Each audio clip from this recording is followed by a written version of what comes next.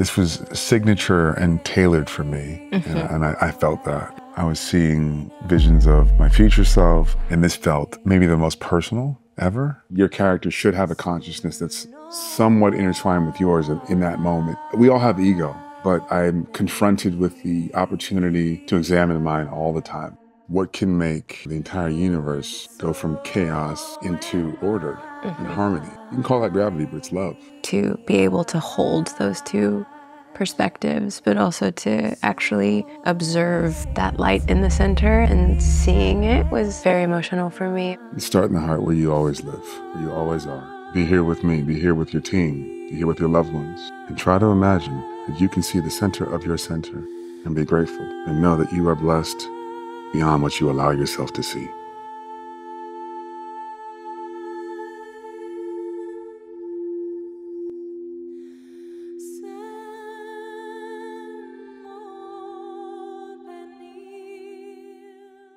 I'm here in New York.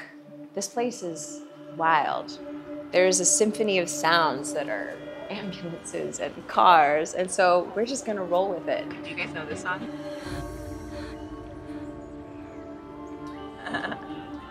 Can you turn it up, Ellie? So I wanted to do an episode of this series with my brother Mehcad because he is a true artist. He's an actor, he's a musician, and as an artist myself, I appreciate his unique expression. I appreciate the depth of his spirituality and his wide spectrum. I met Mehcad in 2016 when I started my spiritual path. It was like the biggest doorway opening into my spirituality, and he has been such a deep presence for me. His consciousness is wide and deep. His wisdom is so profound, and he's one of my go-to people for literally anything in life. Mehcad Brooks is my brother. I can't wait to sing for him.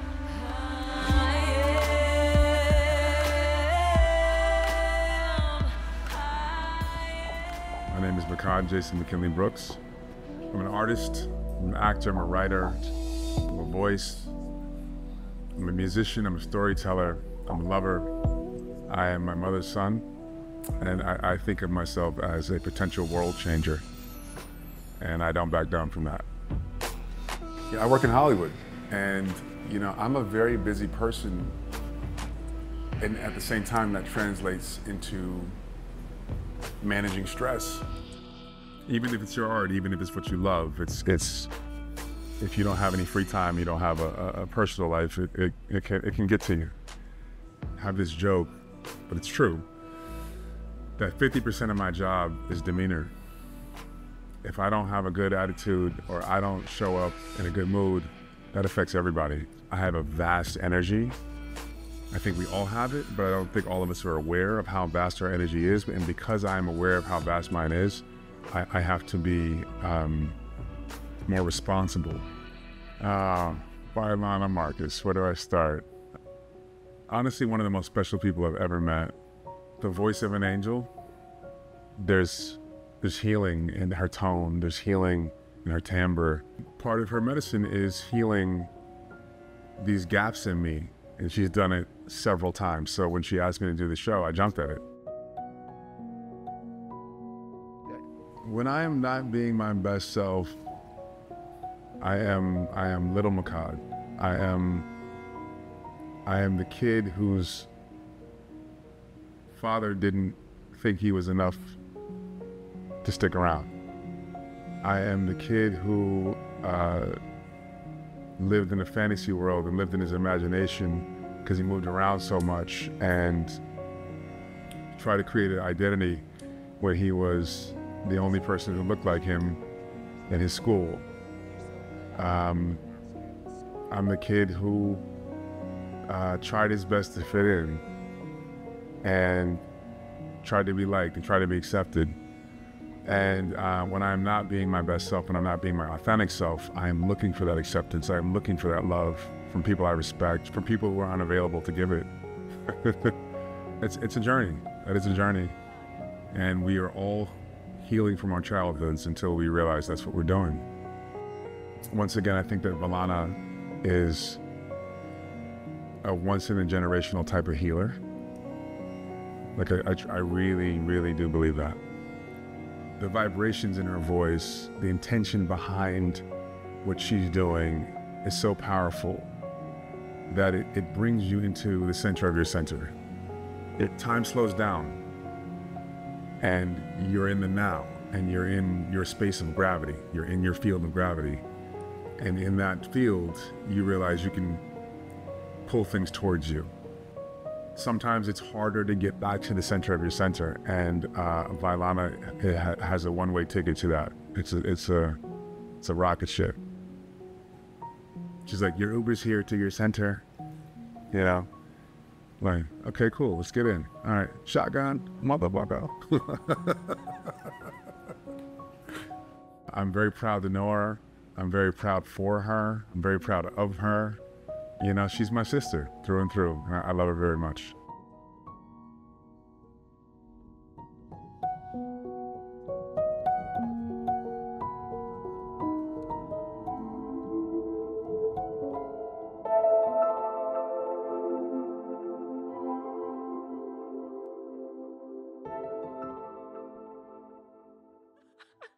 My brother, My I sister. love you Love you too. so much. You already had me like so inspired and on the verge of tears, just having a window into your being and your mind and your essence and your wisdom. You know, it's such a potent part of my life in so many ways. So thank you so much for being here and just being willing to receive, and also just really commending you for, you know, the vulnerability of just sharing in those moments when you don't feel like you're your best self. Like, what does that look like? Because I think for so many people, just seeing like the humanness, you know, that is within all of us, it's so relatable and it's really inspiring because people feel like they're less alone. So thank you for, thank you for. If I'm here to do anything, it's to try to make people feel less alone.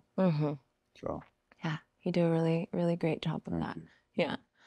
So as an actor I mean, you've done True Blood, you've done Supergirl, you're on Law and Order now. Mortal Kombat. The thing is too, which is beautiful, when some people come up to me in the street and go, "What have I seen you in?" I go, "I don't know." One, I don't know what you watch, and two, if I would to go through my resume, I would forget things. Yeah, which is actually where you always want to get to as an actor. It's like, I don't actually remember everything I've done. Like, I forgot I was in this Kevin Hart movie the other day. Somebody's like, "I saw you in this movie." I was like, "I wasn't in that." They're like, "Yeah, you were." I was like, "Oh yeah, I was in that." I was in that. Wasn't that? Yeah.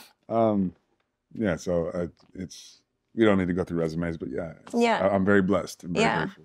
Well, I think like kind of what I perceive as the skill of being an actor and why you do it so well is because you're really capable of like mastering a story.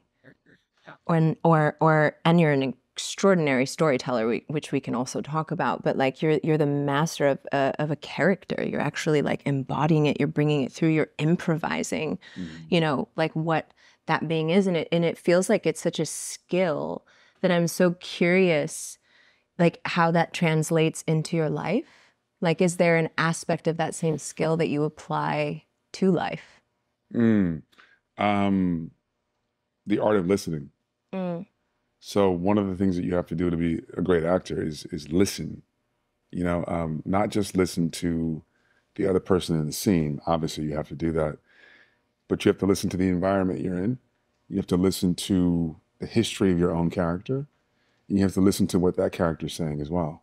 You know, there's a self-speak that's happening, right? Your character should have a consciousness that's somewhat intertwined with yours in that moment, you know. Whether you agree with the character or not, you can't start, you know, effectuating the character's behavior to meet your needs, or, you know, for instance, I'll give you a perfect example. Detective Shaw on Law and Order, I think, is a Mitt Romney Republican. I am not, but I think he is. I think he voted for Obama and Biden, but I think he would like to vote for a Republican if it weren't who they currently had. Mm.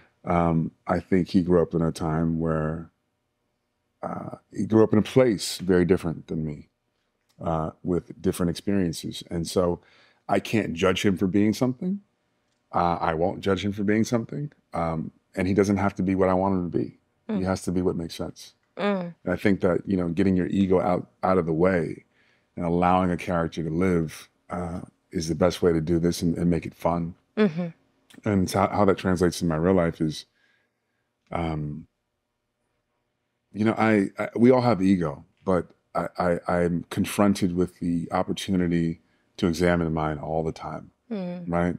One, from the constant rejection that you receive, especially early on as an actor, and also getting that ego out of the way to make room for the character's ego, to make room for the character's experience, to make room for the character in your consciousness. So there's a ego sort of adjustment, and I hate to say death, but like liberation of your ego to freely move out of your space and allow a character's ego to come in. Deep listening, and which I'm not doing right now because I'm talking about. So, there's that. We can take a moment of listening if that feels right.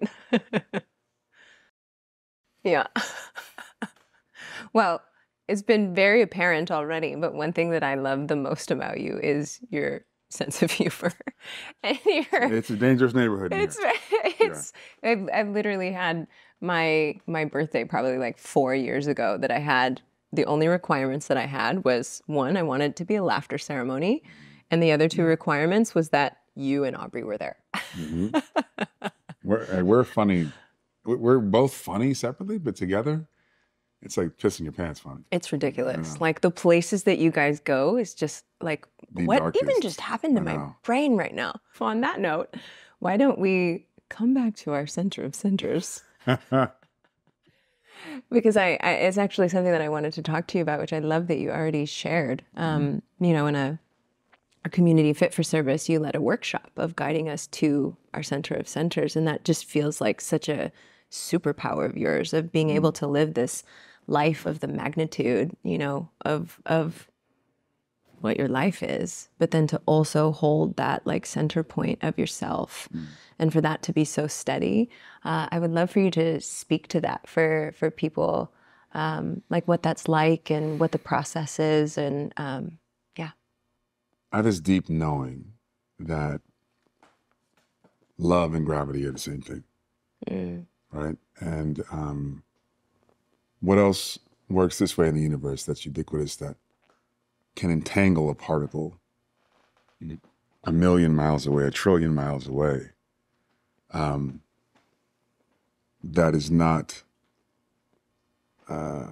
confined by time? What can make the entire universe go from chaos into order and harmony, make planets stay in place and orbit the sun, and the moon orbit the earth? And you can call that gravity, but it's love. And I believe that each one of us has this center of gravity inside of us that not only just keeps us on the earth. Like, sure, there's a scientific sort of explanation, not even sort of, but there's a scientific explanation of why gravity works the way that it does, and we can argue about exactly what that is. But you know, jury's kind of still out on that, actually. But your feet are 1 millimeter above, right, the blades of grass on this planet, and on this spinning rock going thousands of miles that way, thousands of miles per hour that way, spinning thousands of miles an hour. And you're somehow centered on this rock, and you're somehow centered in the space-time that you're in. And I believe that we can get away from that. You know, our minds can take us away from that. Our experiences can take us away from that. Our patterns can take us away from that. Our trauma can take us away from that. The way that we behave can take us away from that. The way that we process our unhealed parts of ourselves can take us away from that center. And I think that just having that relationship with that place, right, which is not just the center of the body, but it's the center of your experience. It's the center of your memories. It's the center of lessons that you're bringing from past lives. It's the center of your soul's existence, right? There's this love that is transcended through dimensions that brings other experiences forward, where you go, well, my instincts are this. Well, what are your instincts? The lessons you learned before. Well, my intuition is this. Well, what is your intuition? It's the intelligence you're bringing from last time. I believe all that is housed there. And I believe that when you create a relationship with that place, that is your entry point into your own Akashic records, like your own library of knowledge. It's your entry point into a dimensional tear in the fabric of space-time itself, where you're able to traverse the membranes of other dimensions and grab that knowledge from the other you over there. And so I think it's really important to, no matter what you're doing in life, whether it's what you really want to do, whether it's not what you want to do, there's a center of your center where it all comes together in a calmness and the highest expression of what you are and what you came to do. Particularly this one phrase, what agreement did the soul make with the body before it took the body? Right? And that answer is always there. That answer's there. Would you be open to guiding like a 5-minute just little meditation of, because with your voice and the way that you speak to it too, like just having the actual like real, I mean, we could talk about things and also we could do them. Sure. Right now? Yeah. Okay. If you're open. Yeah, sure. I'm always open. Okay. So let's start in the heart. Let's start in the heart where you always live, where you always are. And think of your heart being as big as this room. And you're inside of that heart. And it's pumping. It's vibrating. It's humming. It has its own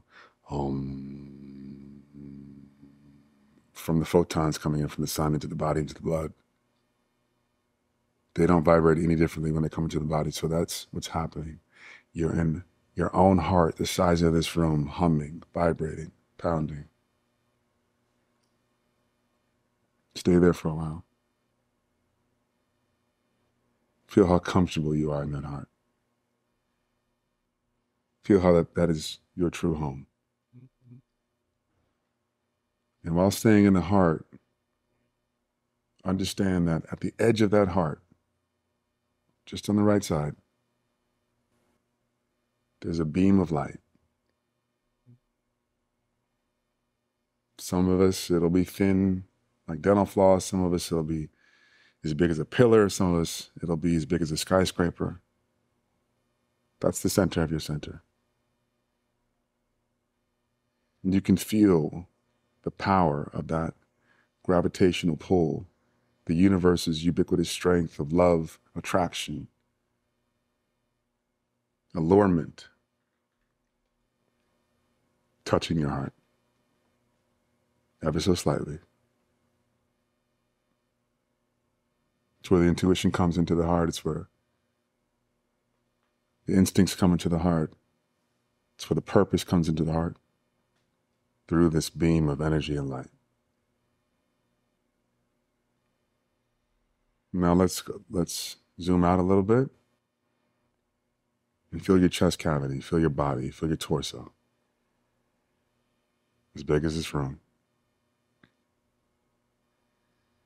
And zoom out a little bit more, feel the whole body, feel the muscles, the tissue, the bones, the blood running through your veins. As big as this room. Now zoom out still. Be here with me, be here with your team, be here with your loved ones. In this room, and feel their bodies, feel their energy, feel their centers. And zoom out still. If you can imagine it, think of it as Google Earth, like you see the building. But stay in your heart, stay in your center to change your perspective. And as you zoom out again, you see the state of New York, the neighborhood, the city, still in the heart, still in the center, changing perspective. We zoom out again. You see the eastern seaboard, still in the heart, still in the center, holding that gravity. You zoom out again, we see America. Still in the heart, still in the center, holding it. We zoom out again. You see our hemisphere of the world. Still in the heart, still in the center. We zoom out again. We see the whole earth, our home. And try to imagine that you can see the center of your center emanating into the universe, into the ubiquitous oneness, into the vast cosmos above you and through the earth beneath you and out the other side. And you are the axis point of this infinite array of attraction, energy, focus, intuition, intention, love, and gravity. Still in the heart, still in the center. You can zoom back into our home, into the planet, into Gaia, to our mother. You zoom back into our hemisphere, still in the heart, still in the center. We zoom back into the eastern seaboard, still in the heart, still in the center. You zoom back into the state of New York, still in the heart, still in the center. We zoom back into New York City, still in the heart, still in the center. We zoom back into Brooklyn, still in the heart, still in the center. We zoom back into Williamsburg, still in the heart, still in the center. We zoom back into the building, still in the heart, still in the center. We zoom back into the room, still in the heart, still in the center. We zoom back into the body, the blood, the bones, the flesh, the ideas, the beauty, still in the heart, still in the center. We return to our home, the heart, but inside the heart, lighter, with a changed perspective, that part of the truth of this universe is that you, in that center of your center, is a dynamic aspect of what is holding all this together. And without it, it would cease to be it.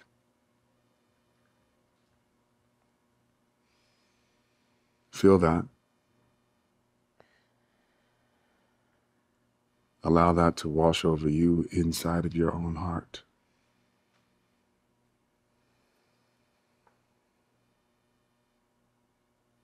And be grateful. Cool. And know that you are blessed beyond what you allow yourself to see. But if we stay in the heart, and we stay in the center, and we change our perspective,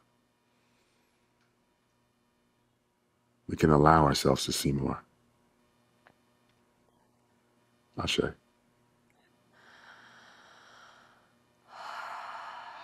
Wow. That was extremely profound. Very emotional for me. Oh. Yeah. Yeah, there's so many brilliant things of realization, and there's like a simplicity in it, you know, that's easy to forget. because so much is going on.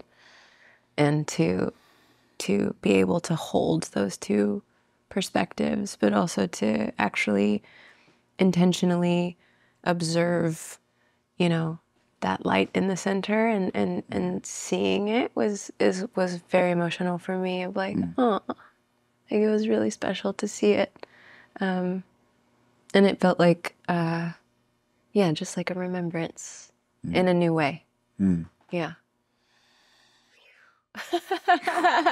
Yeah, I might need a tissue. Thank you. You laughed, you cried. We laughed. We're here to do it all.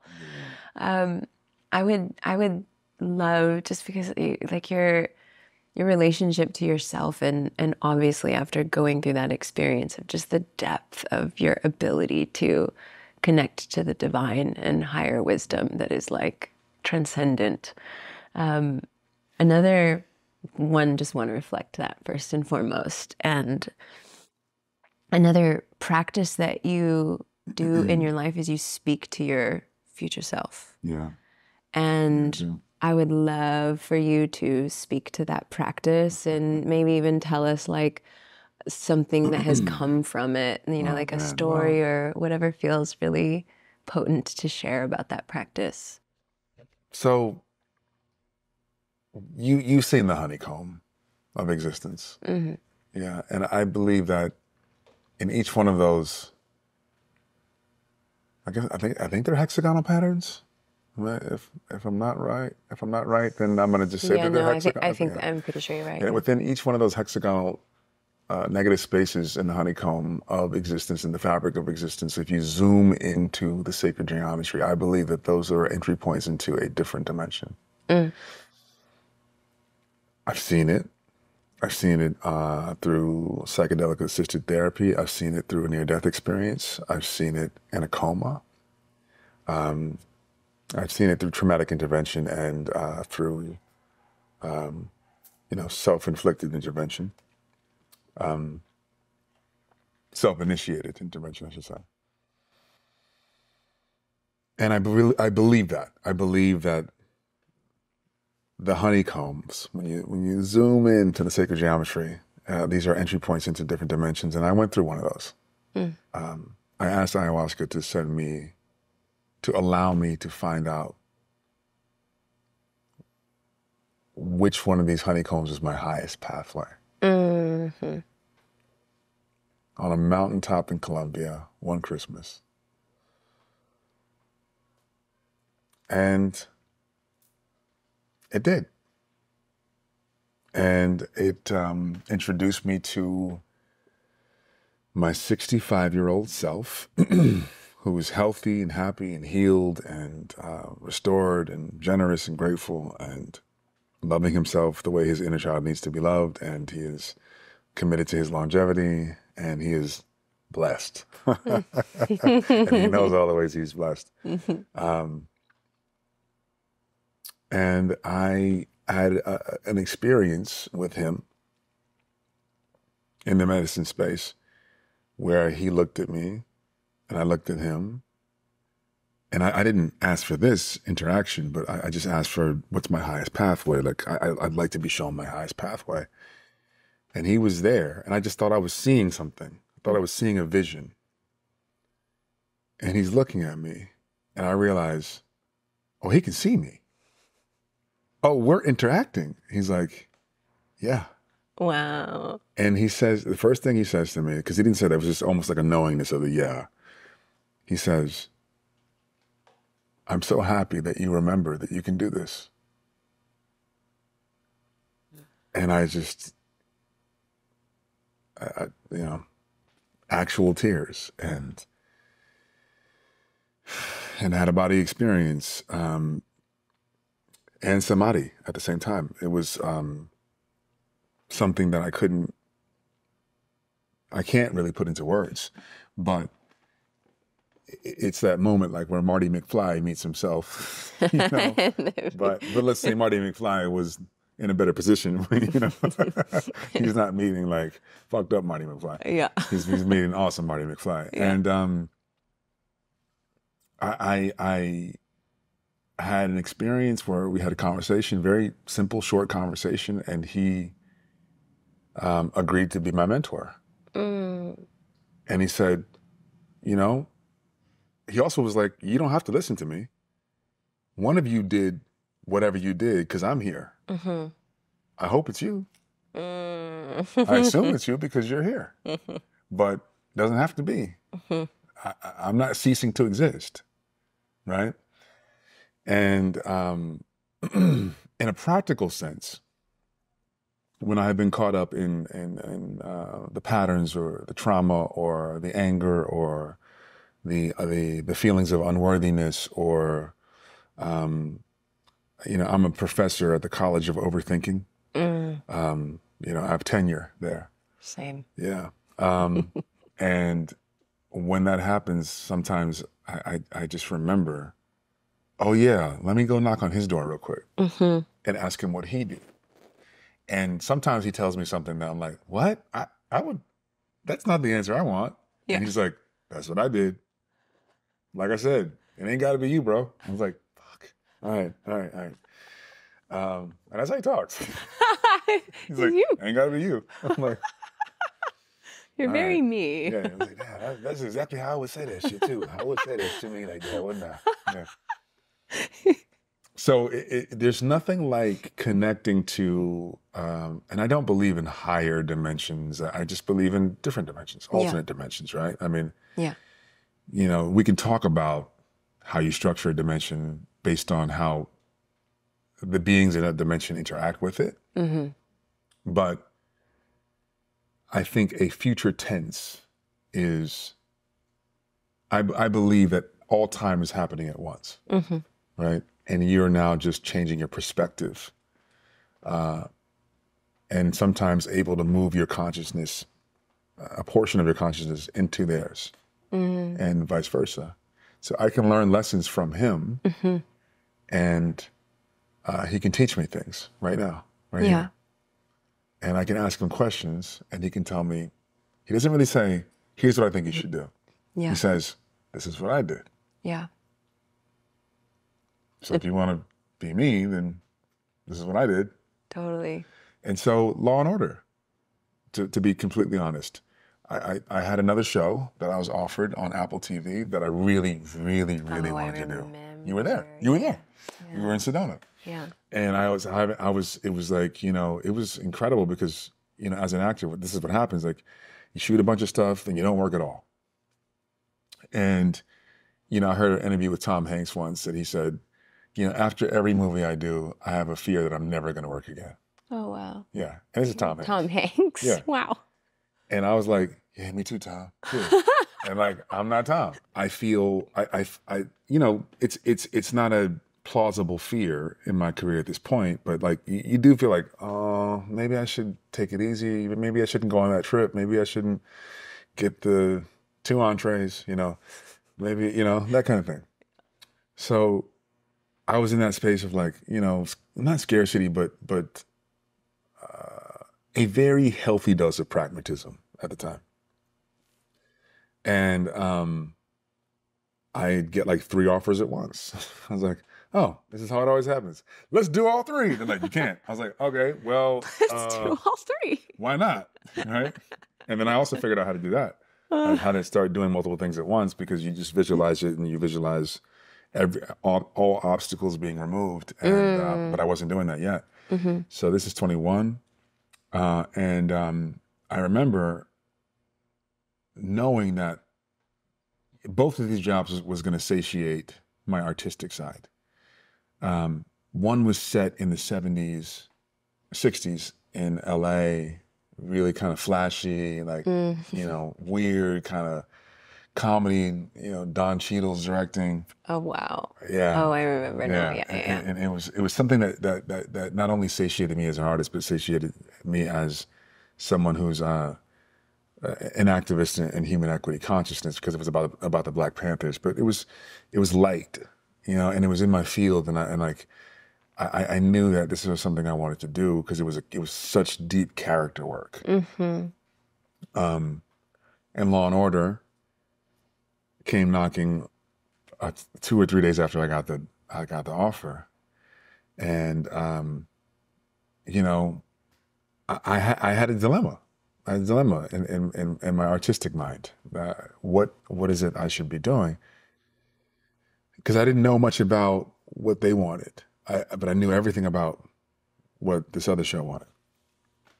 And, you know, I had a long talk with my wife, Frida. I had a long talk with Aubrey. I had a long talk with you. I had a long talk with the crew.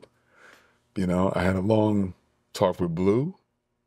And all of it, like, sort of was, there was some votes over here, some votes over here. And I was like, and people give me good advice here. And I was like, I had a timetable. I had to figure this out. There was a ticking clock.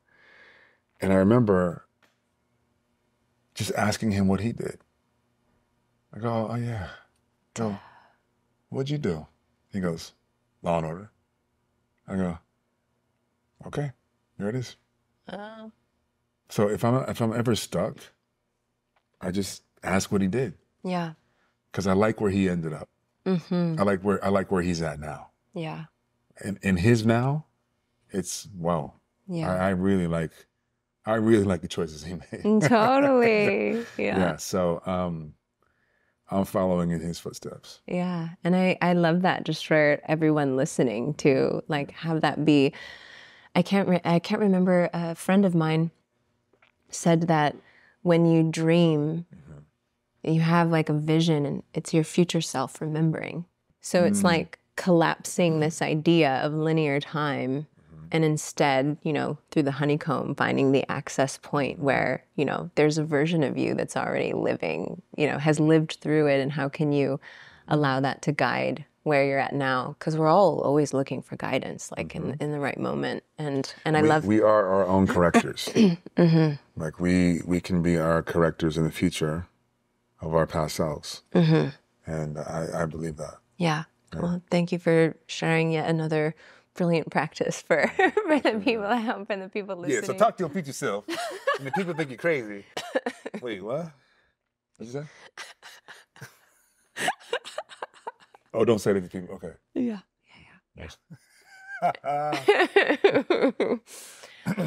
All right. So lastly, before we, you know, move into our beautiful sound I forgot all the stuff was here. I know. Yeah. Okay. Yeah. We have a whole different wave of energy that we're about to... I would love to eat cereal out of that. Move into. Yeah.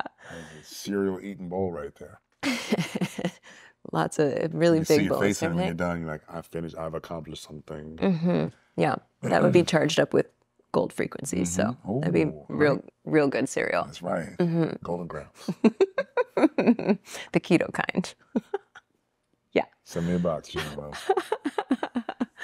So the last thing that I would love to talk to you about is, you know, we've been in so many different ceremony spaces together with ayahuasca and, you know, many different plant medicines and psychedelics. And, you know, you actually were the only thing that I could remember from my very first ayahuasca ceremony. This was like 2016, right after we met at Burning Man. I had no sense of spirituality whatsoever. I had no idea about what I believed in, life or death or God. It was just kind of like that, you know, questioning moment of like, you were like what? a deer mixed with a bunny rabbit. Totally. But your energy was just there. You were like you were like a rogue spiritualist. But it was, you were just waiting to happen. Just like didn't really find anything that spoke to me. And I remember in my first ceremony, the only thing I could remember is you would be in my periphery with your big smile like that. And it was like, and you would never come in or come, it was just, you were always there, but it was like, I've got your back. And like, I could feel that. And you've come into, you know, so many ceremonies of mine.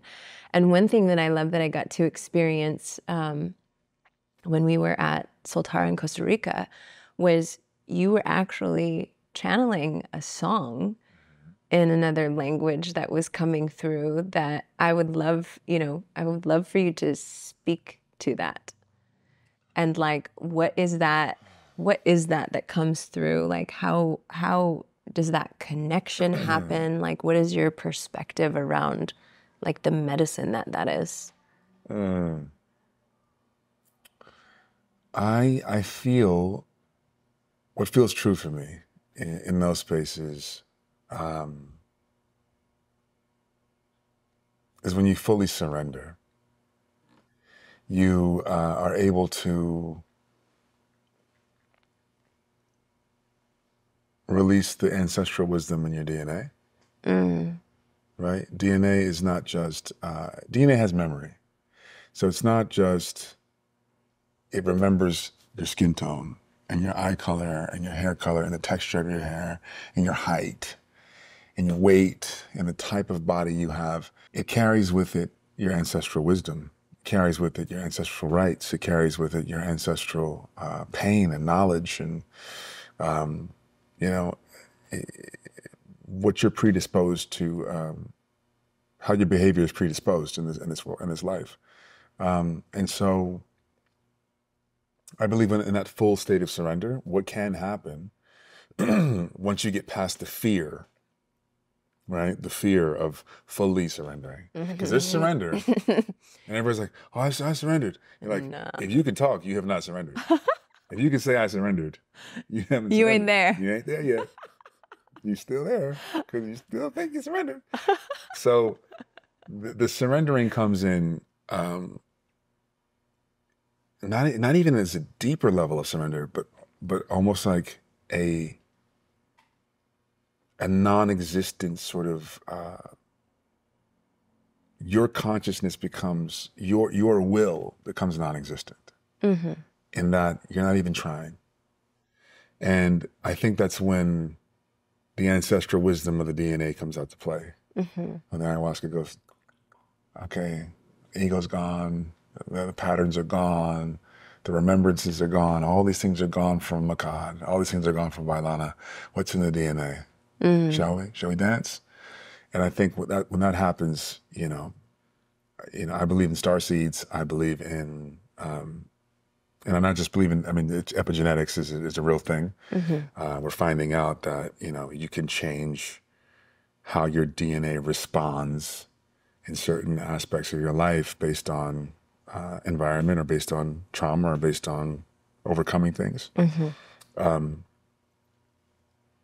And it's not, there's a really distinct relationship, I believe, with these plants that have been intertwined with human consciousness for so long that they know how to knock on that DNA. And what happens in my experience is that when you fully surrender to the plant is able to wake up certain things in your DNA. And sometimes these are songs. And these songs have meaning, they have healing, they have memory, they have... they feel ancient. They feel ancient. Languages you don't speak. Memories that you don't consciously have, that you didn't live through, which can feel like, which could be past lives, which could be ancestral lives, which could be both, because I think that we also are our ancestors coming back. Some of us are directly, I think, proportionate to this life, and this is a new life we're living, or some of us are this amalgamation of our ancestors, however you want to look at it. But I've had an experience where, as you brought up, where songs have come out of me that I didn't know in languages I don't speak. And knowing wisdom has come into my consciousness that I didn't experience. I had no personal experience in this. I had no personal observation of something, but I knew it. And I know I've gotten in touch through my wife and her guidance and her ancestral teacher.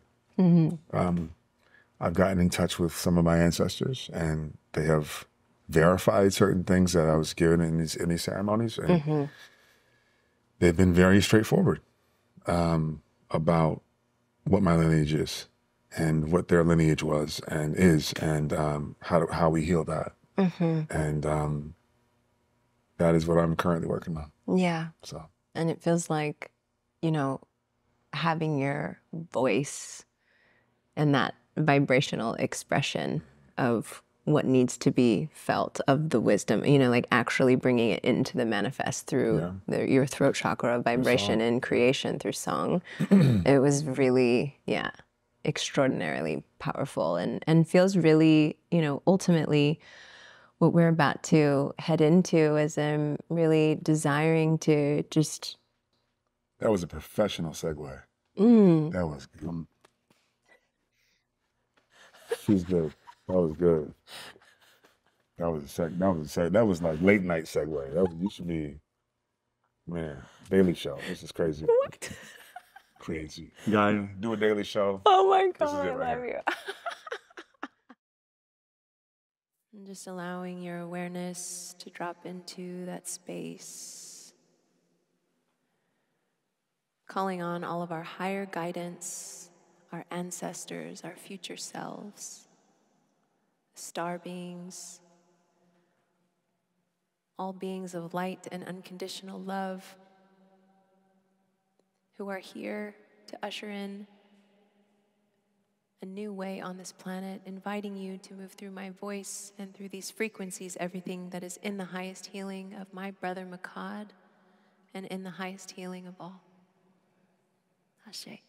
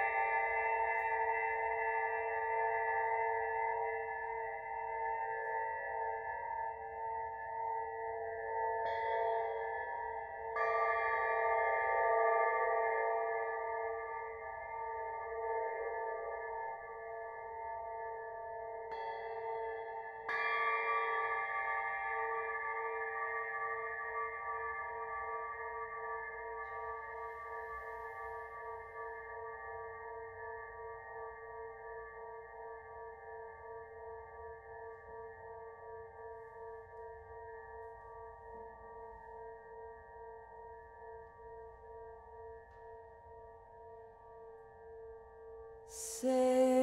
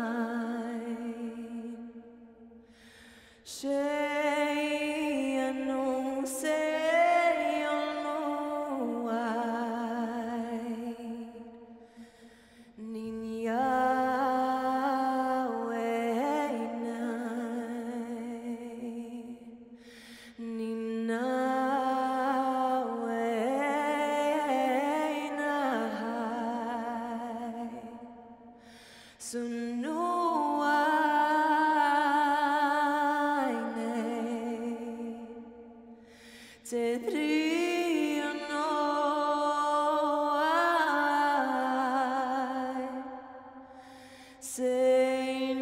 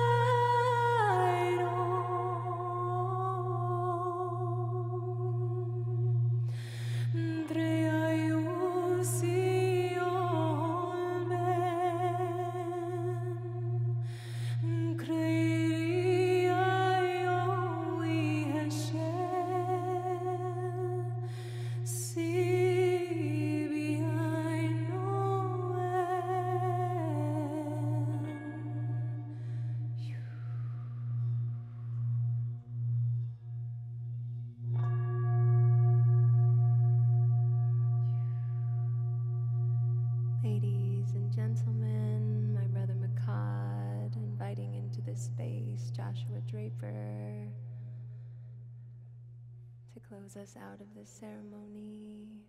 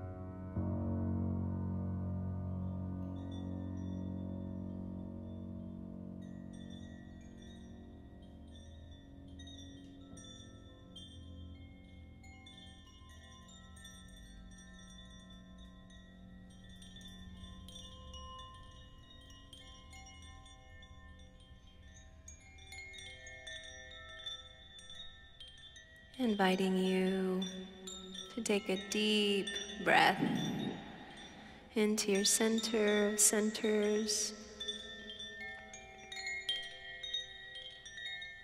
allowing your breath to bring your awareness back into your body.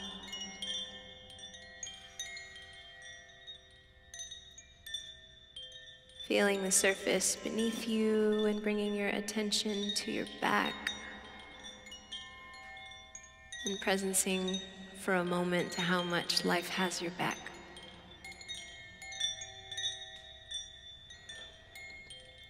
Thank you for the absolute glory and brilliance of your being, my brother. This has been the absolute deepest honor.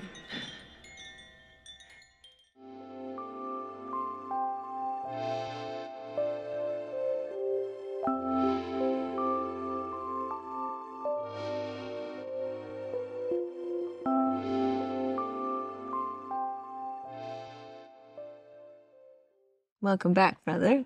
Yeah. It's good to be back. And it's also like, I miss it. I miss where we were. Yeah. Yeah, I'd love to hear it. First of all, I love how cozy we are because we're very close. So this is the way we roll. But second, I'd just love to hear about your experience receiving and if there were any particular moments that connect to anything that you spoke of earlier today. Yeah, there was moments where I was seeing visions of my future self. I was seeing visions of the future. I was seeing the potential pathways and possibilities of happiness and positivity that are at arm's reach, things that are not quite in rhythm or clicking the way that they could be. I was seeing those things patched up and healed. I was seeing a lot of potential, just a lot of potential. Yeah, and I heard you say my spirit name in there, and I know that you know, every sound healing you do is or sound experience you do is bespoke, and I know it's channeled, and this felt maybe the most personal ever, because we've done a lot of these, but this was signature and tailored for me, and I felt that. I really felt that too. And just the intentions that you had behind it, and perhaps some of the things that you were envisioning for my happiness and for my highest pathway. I could feel. Yeah. I could feel the overall arc of you connecting with my future self. You know? Yeah, that felt really present. And the energy of it feels just, it's got such a, I would like to put the right words to the essence of it. It's like so steady. Just like, it's like, I got this. Like with this center of centers that's just like, I know myself. I got this. I'm ready for whatever comes. But there's like this peace and like the strength of knowing how much you got this, or your future self. Like what I was singing, it was like that was the energy of it. That was really, to that point. Like when you are in connection with the center of center, you have the pure strength of the universe coming in through you through gravity, and in that, in the acceptance of that strength, in the relationship with that strength, there is humility. And so that humility is the peace and the calm that comes with that level of strength, right? So yeah. And you have that too. Thank you. Yeah. It's why I'm friends. Yeah, we're friends. There's resonance here. Yeah, we're friends. We're not friends. So I would love, to close this out for these people, for everyone watching who's gotten the great honor of knowing you as a human and your wisdom and just the medicine that you have to offer through the way that you see the world. Sort of in the start, we had a moment of really seeing into this part of you that, like, when you don't remember your greatness, when you don't remember your truth, when you don't feel fully in your power. And we got to, you know, really beautifully have a window into that. And so the theme of this series is called I Am Unique Sound. And, you know, through this whole journey that we've been on together, through the sound transmission and, you know, the pathway that we have taken to arrive to this moment, I would love if something comes through intuitively for you to be in the claiming of your I am.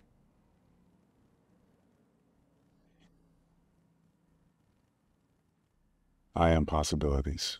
I am alive in the possibilities.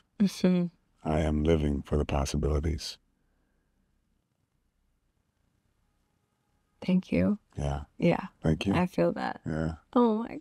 I love you so much. Love you too much. Thank you. I am possibility. Well, thank you for giving that gift through your unique sound transmission for other people to be able to receive and activate in them as well. Thank you for giving that gift. Yeah. It's and sharing that gift with all 15 million of you. 15 million. That's right. Yeah. Yeah. That's right. Yeah. All right. Record breaking right here. This one. Record breaking. Breaking records. Let's go. Breaking records. One, That's how we end it. One, two, three.